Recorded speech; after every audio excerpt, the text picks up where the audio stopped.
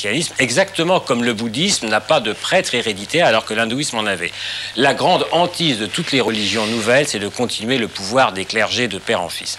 Alors par contre se pose effectivement la grande question, est-ce que Joseph était le père selon la chair de Jésus? Il n'y a pas de réponse simple là-dessus. Est-ce que c'est le père adoptif ou pas?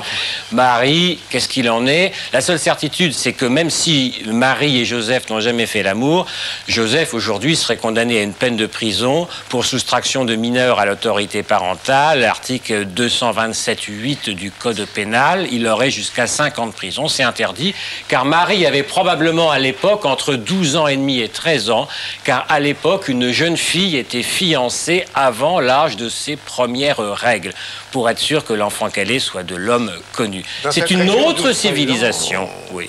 Les filles étaient réglées plus tôt. Hein. Et eux, ça c'est pas certain. Monsieur Caratini, qu'est-ce que vous en savez? Enfin, c'est extraordinaire. Vous n'avez pas été gynécologue il y a 2000 ans. Non, mais enfin, on a quand même un certain nombre de textes qui ne sont pas religieux et scientifiques. Et puis de coutume, il y a des tas de pays dans lesquels les hommes épousaient, il y a même encore pas très longtemps.